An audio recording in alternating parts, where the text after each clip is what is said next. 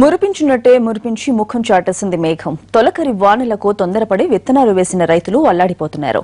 మొలచిన మొక్క ఎదగక ఎగిరిపోతుంటే బిందెలతో నీళ్లు పోసి కాపాడుకుంటున్నారు ఆదిలాబాద్ రైతులు. ఇంకో 2-3 రోజుల్లో వాన కురవకుంటే అంతా నష్టమేనని టెన్షన్ పడుతున్నారు రైతన్నలు.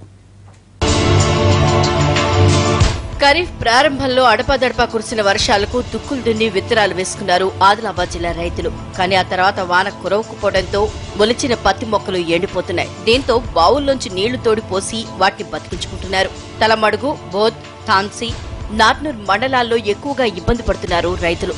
జూన్ 15 లోపు వర్షాలు పడతాయని చెప్పడం వల్ల రైతులందరూ పెద్ద మొత్తంలో పత్తి విత్తనాలు విత్తడం జరిగింది. గత 2 సంవత్సరాల నుంచి వర్షాలు లేక రైతులు అల్లాడిపోతున్నారు. రైతులు పత్తి వ్యవసాయం చేయడానికి భయపడుతున్నారు. ఈ వాతావరణ శాఖ కూడా చెప్పడం జరిగింది. వాళ్ళ మాటలు కూడా నమ్మడానికి వీలు లేకుండా అవుతున్నది. ఈసారన్నా వర్షాలు పడతాయని రైతులు ఆశతో కోటి ఆశలతో ఎదురు చూస్తున్నారు. జిల్లా వ్యాప్తంగా ఈ ఏడాది 6 లక్షల హెక్టార్లలో సాగు ఉంటుందని వ్యవసాయ శాఖ అధికారులు అంచనా వేయగా ఇప్పటికే 40,000 హెక్టార్లలో పత్తి, సోయా విత్తనాలు వేశారు రైతులు. ఇప్పుడు ఆ పంట మొత్తం ప్రమాదంలో పడింది.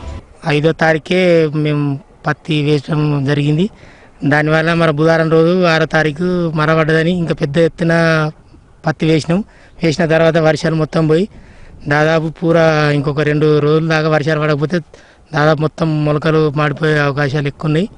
మొత్తం ఆల్రెడీ ఇప్పటికే పెట్టుబడి ఎకరానికి 15,000 ఖర్చు వచ్చినాయి.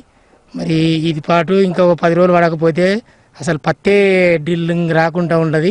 ఈ 15వ తారీఖు దాకా పడతాయని వాతావరణ శాఖ అయితే అంటున్నది. టీవీలలో అన్నిట్లలో వస్తున్నది.